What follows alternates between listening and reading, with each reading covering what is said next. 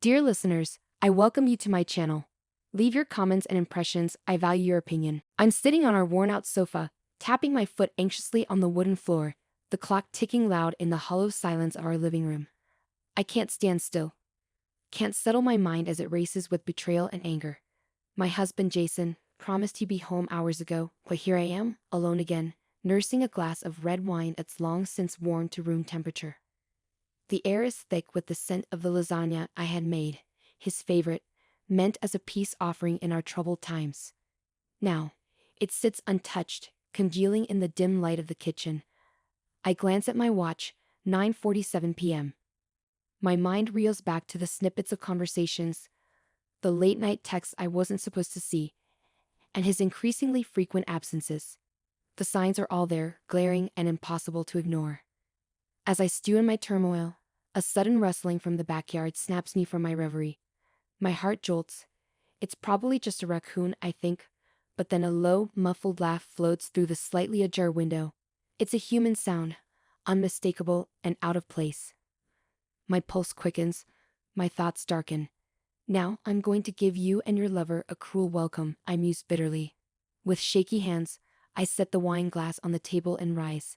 My body moves on its own accord, driven by a mix of fury and adrenaline. I grab the old baseball bat Jason keeps by the door, just in case, he always says. Well, tonight, it's going to be used, but not how he imagined.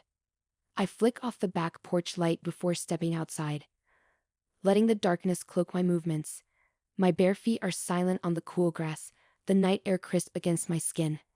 I inch toward the source of the laughter, my every sense strained. The shadows of the night play tricks on my eyes, but then I see it. A silhouette of two figures by the old oak tree. They're too engrossed in each other to notice my approach. My heart thumps wildly in my chest, a mixture of dread and determination pushing me forward. As I get closer, a sliver of moonlight reveals more than I bargained for.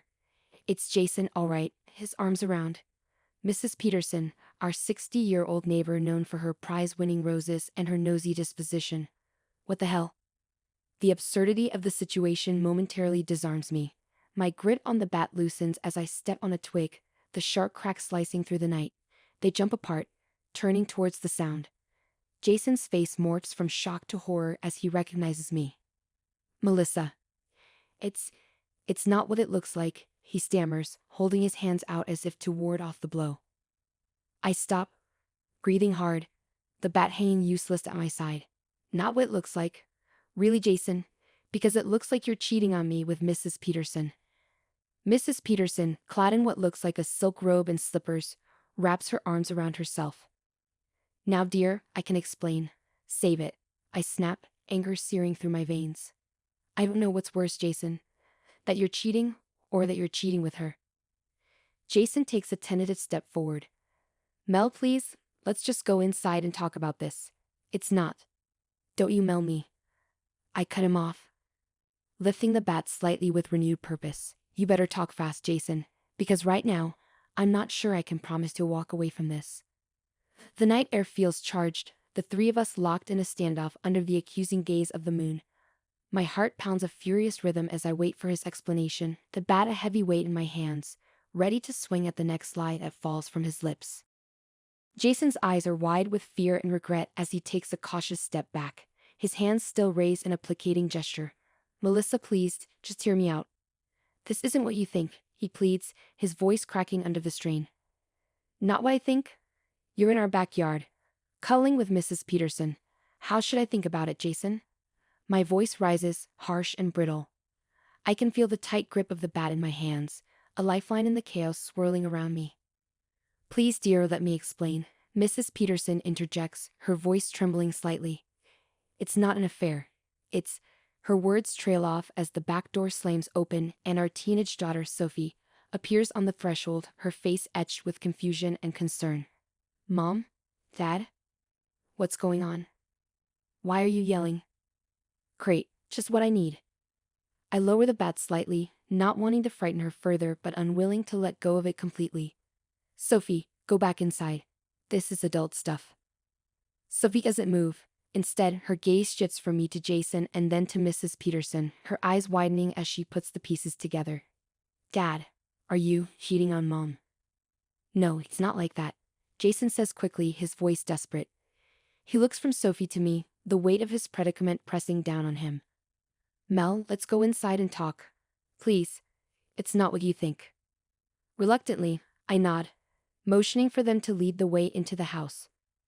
As we walk, the sound of sirens in the distance catches my attention, but I push it aside, focusing on the immediate disaster at hand. Once inside, Jason starts to explain, his words tumbling out in a rush. Melissa, I swear, I haven't been cheating on you. Mrs. Peterson and I have been planning a surprise for you. It's your birthday next week, remember? We were just planning a surprise? At night? In the garden? Really, Jason? I scoff, the bat now resting against the dining table. Mrs. Peterson nods earnestly, her hands clasped in front of her. Yes, dear.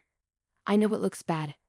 But we wanted to set up a special garden party for you. I've been helping Jason get everything arranged. Tonight, we were checking the space to plan the layout. I glance at Sophie, who looks as skeptical as I feel. Before I can say anything, however, the sound of sirens grows louder, and suddenly, red and blue lights flash through the window. A moment later, 2 police officers are at our door. Excuse me, we received a noise complaint from the neighbors. Is everything all right here? One of the officers asks, peering past me into the house. Yes, officer, everything is fine. Just a small family misunderstanding, I managed to say, trying to sound calm. The officers exchange a glance. Do you mind if we come in and make sure everyone is okay? I nod, stepping back to let them in. The officers interview us briefly, their presence a stark reminder of how quickly things have escalated. Once they are satisfied that there's no immediate threat, they leave, but not before reminding us to keep the noise down. With the officers gone, the tension in the room shifts. I turn back to Jason and Mrs. Peterson, still full of doubts. If this is all for a party, why the secrecy, and why act so guilty? Jason runs a hand through his hair, looking exhausted.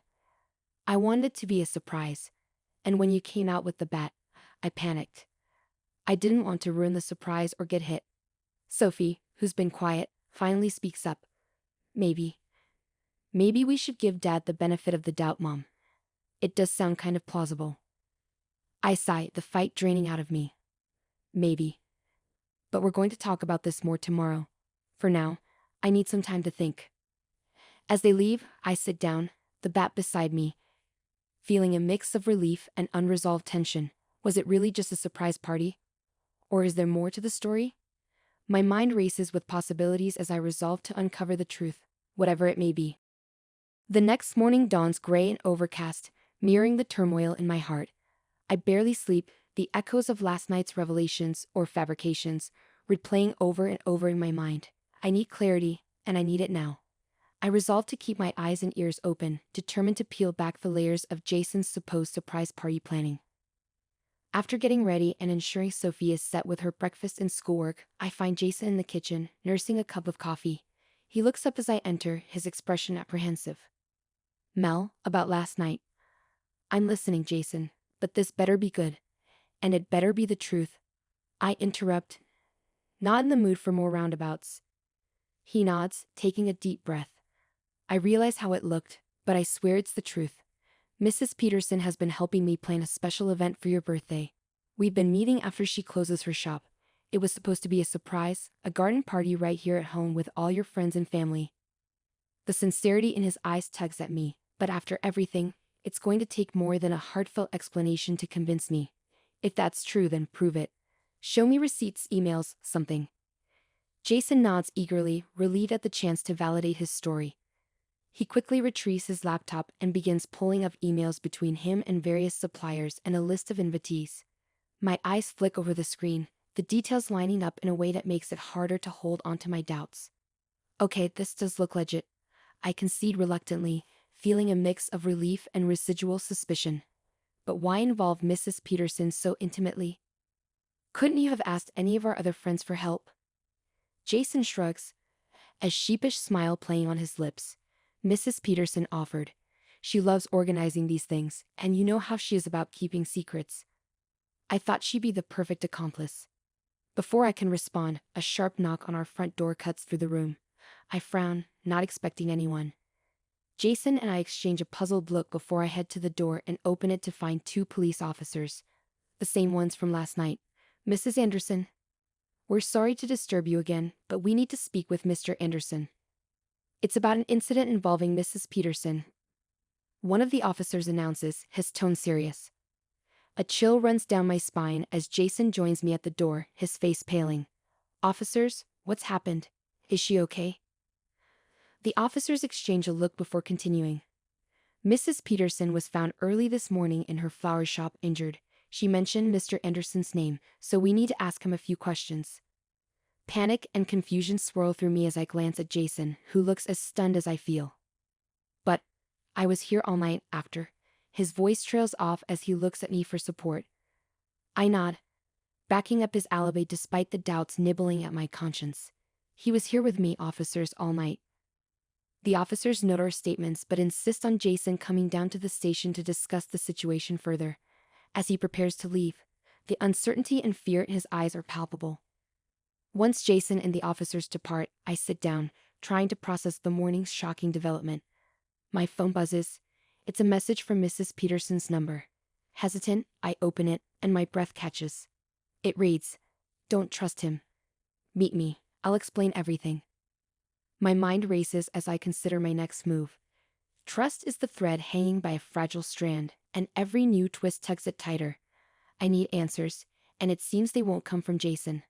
I grab my keys, determined to find out what Mrs. Peterson knows, fear and resolve mingling in the pit of my stomach. What secrets are still lurking in the shadows, waiting to be uncovered? Driving to the hospital, my mind is a whirlwind of confusion and suspicion. Mrs. Peterson's text gnaws at me, each word echoing a warning I can't ignore. When I arrive, I find her room and enter quietly, apprehensive about what I might learn. Mrs. Peterson is sitting up in bed, looking frail but alert. She spots me and her eyes widen with urgency. "Melissa, thank goodness you came. I need to tell you the truth before it's too late." I approach cautiously, my heart pounding. "I'm here. Tell me everything." She takes a deep breath, wincing slightly from her injuries. "Jason wasn't planning a surprise party. I'm sorry I lied last night. He told me to say that. The truth is he was using my shop for meetings with other people. Dangerous people." My stomach churns. What kind of meetings? Who are these people? They're involved in some shady business deals, laundering money through various fronts. I didn't know at first, but when I found out, I confronted him. That's when things got out of hand, and he pushed me. I fell and hit my head. She pauses, her gaze filled with remorse. I was scared to tell the truth in front of him. I sit stunned, trying to process her words. "And last night, in the garden, was that about this too?" She nods. "Yes, I was trying to persuade him to stop, to think of his family. That's when you came outside." The door creaks open, and a detective steps in. "Mrs. Anderson, we've been listening." And we corroborated Mrs. Peterson's story with evidence from Mr. Anderson's office and contacts. We needed to hear it from her directly for the case. I feel a mixture of relief and deep betrayal. I look at Mrs. Peterson, my eyes filled with tears. "Thank you for telling me the truth." She reaches out, squeezing my hand. "I'm so sorry, dear." After the detective takes more statements, I head home in a daze. As I walk through the door, I'm not surprised to find Jason isn't there. He's been taken into custody. The house feels eerily silent, a stark contrast to the chaos of the last few days. The next few hours are a blur as I pack up some essentials. Sophie, who's been quiet through all of this, finally speaks up as we're about to leave. "Mom, are we going to be okay?" I pull her into a hug, stronger now, more certain of our future than I've been in days. "Yes, sweetie, we are. It's going to be tough, but we have the truth now. We can start fresh, just the two of us." As we step out of the house, the sun breaks through the clouds, casting long shadows behind us. The fresh start isn't what I envisioned, but it's a chance to rebuild, away from the lies and the shadows of our past life. And as we drive away, a small, determined smile forms on my lips. The road ahead is uncertain, but it's ours to shape. The truth, as painful as it was, has given us freedom, and with that, a new beginning.